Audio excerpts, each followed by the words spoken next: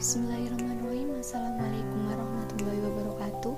Saya Mia Syarani dari kelas Perbankan Syariah B semester 4 dengan NIM 40220046. Di sini saya akan menjelaskan kembali bagaimana peradaban Islam di Madinah dan juga perjanjian Hudaybiyah.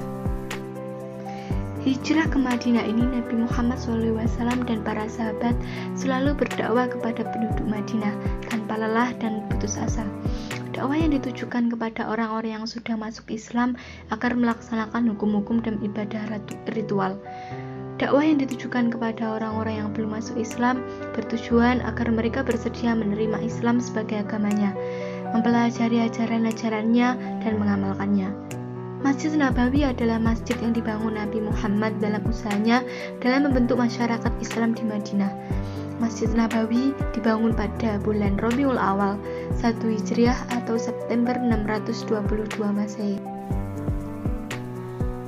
Fungsi dari Masjid Nabawi.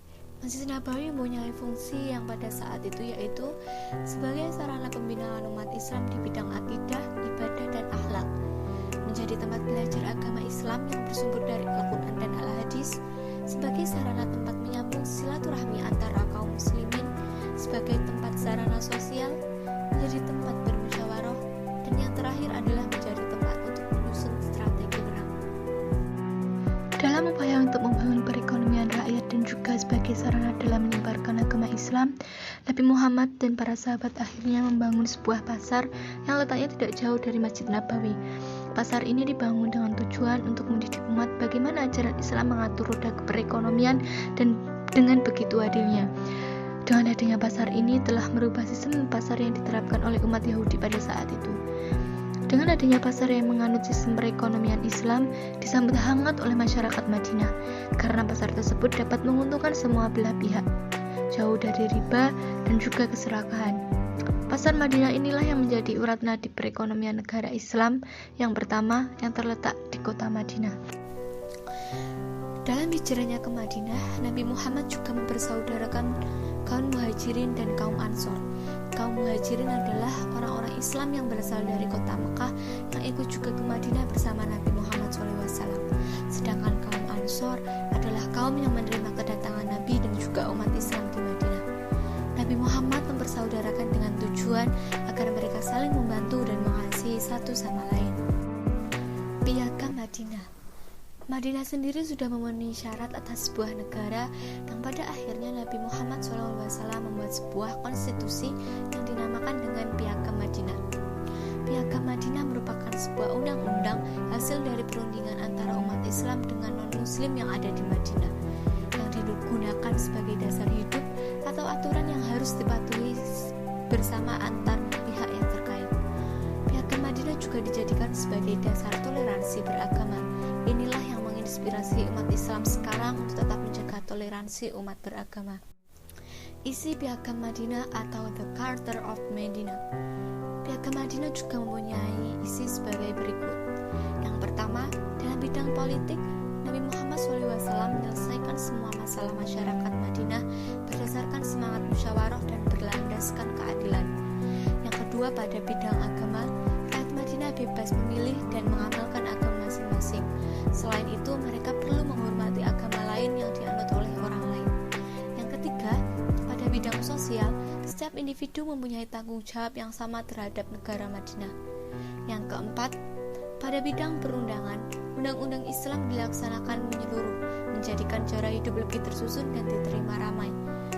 Yang kelima, pada bidang ekonomi, semua rakyat diberikan peluang untuk menjalankan perniagaan.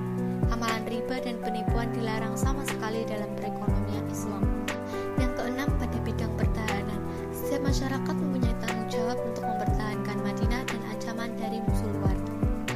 Kedudukan Yahudi pada saat itu, mereka mempunyai hak yang sama dengan anggota masyarakat yang lain untuk menikmati keselamatan dan juga kebebasan.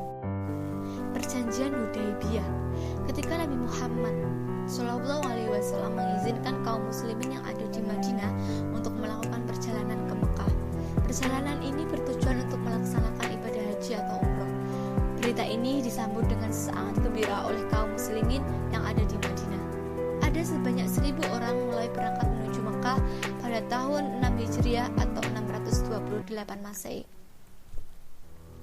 Demi menghilangkan prasangka kaum Quraisy di Mekah, maka Nabi melarang kaum muslimin untuk membawa senjata kecuali binatang kurban dan juga pedang untuk memotong binatang. Selain itu juga kaum muslimin hanya diperbolehkan mengenakan pakaian ihram. Berita mengenai perjalanan ini sudah terdengar sampai telinga masyarakat kaum Quraisy yang ada di Mekah. Kaum Quraisy mulai menyiapkan pasukan sekitar 200 orang di bawah pimpinan Panglima Khalid bin Walid. Nabi Muhammad terus berupaya mencari jalan lain untuk menghindari agar tidak bertemu dengan kaum Quraisy. Satu-satunya cara adalah dengan berkeliling mengitari pegunungan yang dengan mengitari jalan baru tersebut amatlah sukar. Setelah menempuh jalan yang amat melelahkan, akhirnya rombongan tersebut sampai di daerah yang bernama Hudaybiyah. Setelah itu Nabi Muhammad mengambil langkah cepat dan juga positif dengan mengutus Utsman bin Affan ke pemuka kaum Quraisy. Perundingan tersebut akhirnya menghasilkan sebuah kesimpulan bahwa hanya Utsman bin Affan yang boleh menjalankan ibadah umroh.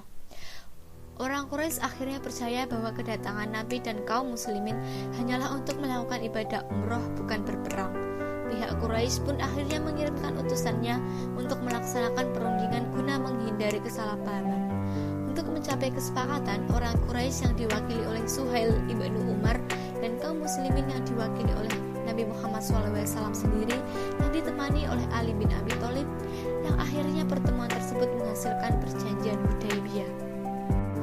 Nah, isi perjanjian Hudaybiyah itu yang pertama adanya gencatan senjata antara Mekah dan juga Madinah selama 10 tahun.